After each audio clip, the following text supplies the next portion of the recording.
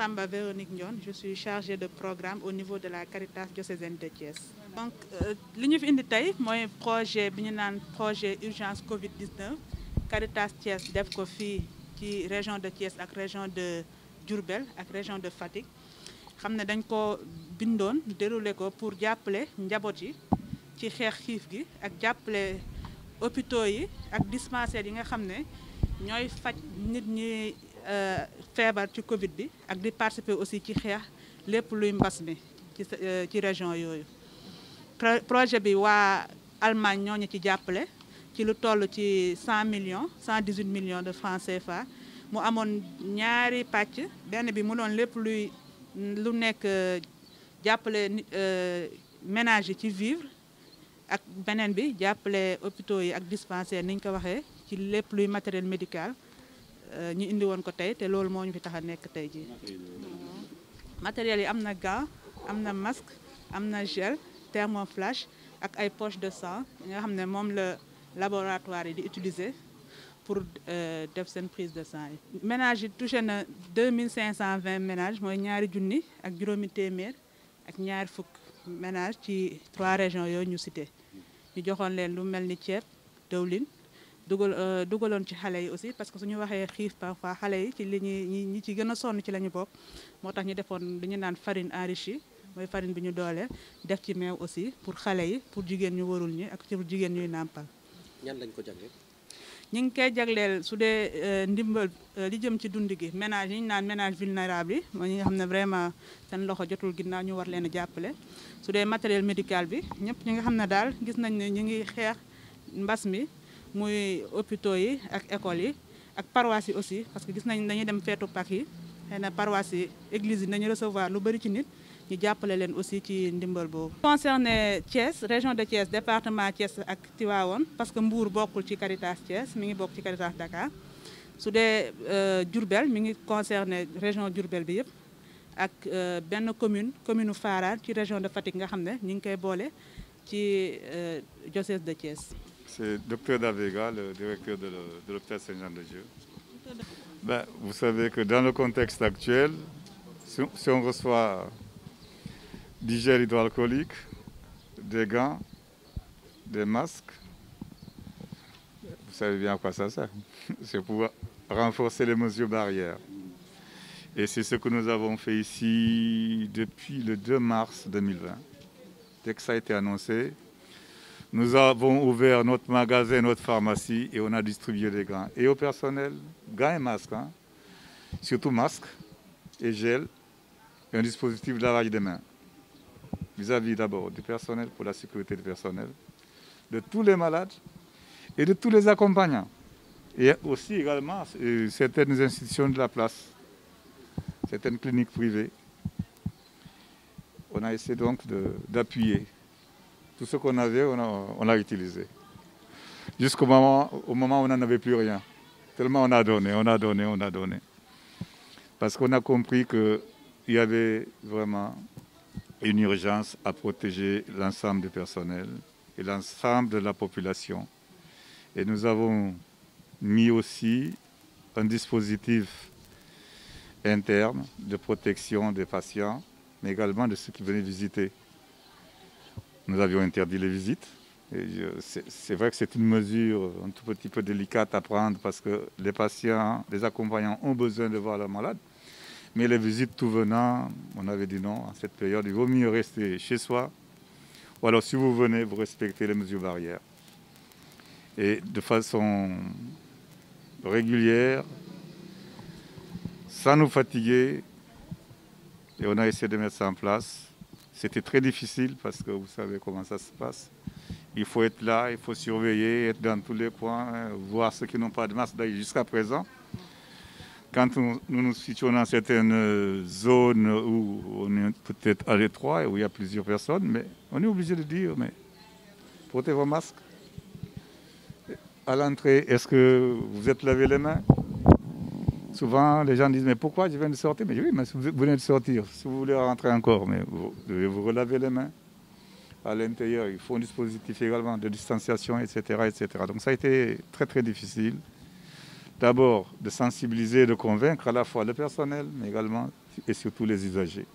Ça n'a pas été évident. À un moment donné, on n'avait pratiquement plus rien.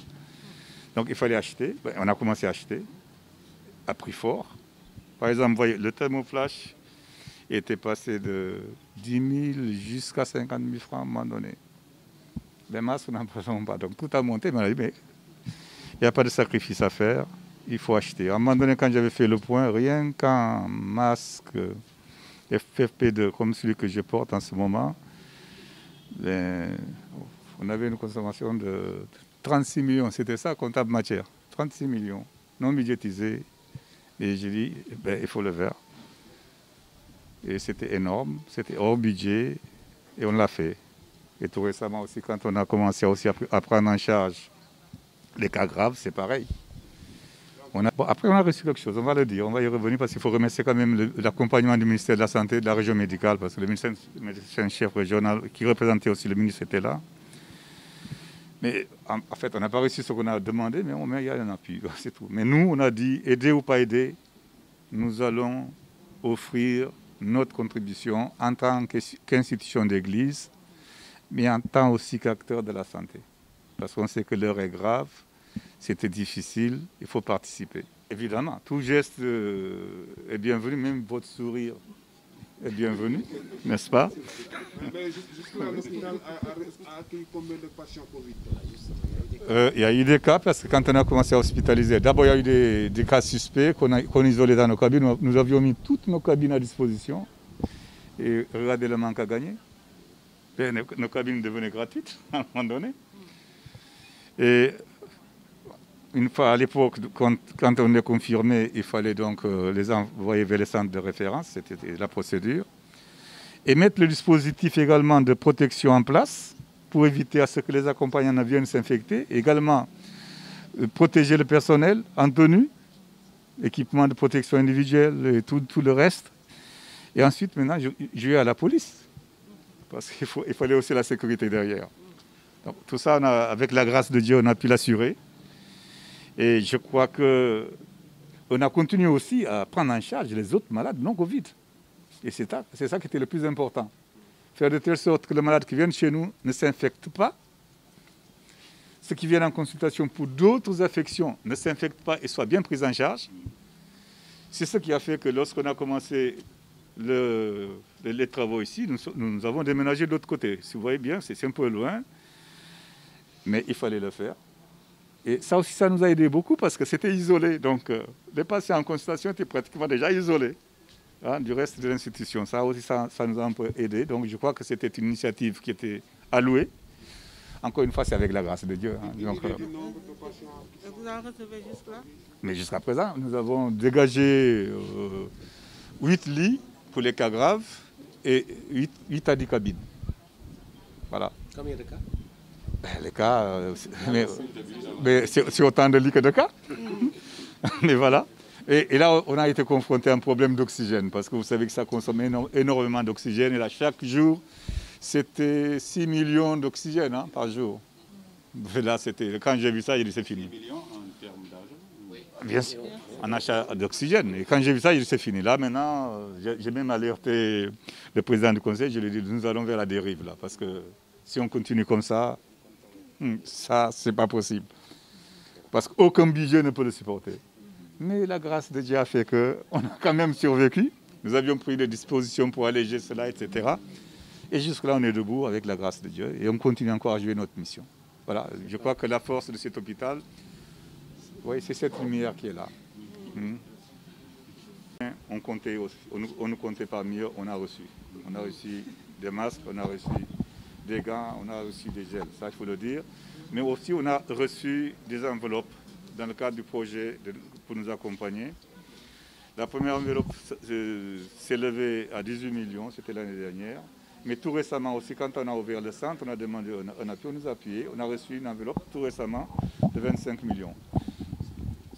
Peut-être que ça ne couvre pas nos dépenses, peu importe, pour nous, même un franc symbolique, pour nous c'est fondamental et nous devons remercier nos autorités parce que nos autorités reconnaissent ce que nous faisons et nous accompagnent. Ça, je ne peux pas ne pas le dire publiquement parce que c'est ce qu'on doit dire. Nos autorités nous accompagnent. selon leurs moyens, parce que nous sommes nombreux, hein. Il n'y a pas que Saint-Jean, il y a toutes les autres structures de santé qui sont à travers le pays, on est nombreux. Nous aussi, nous devons mettre la main à la pâte, c'est ce qu'on essaie. Et il y a aussi la grâce de Dieu et la prière, je pense, de nos missionnaires qui sont autour de nous, qui s'en cessent pour l'hôpital. Et c'est ça qui permet à cet hôpital de rester debout.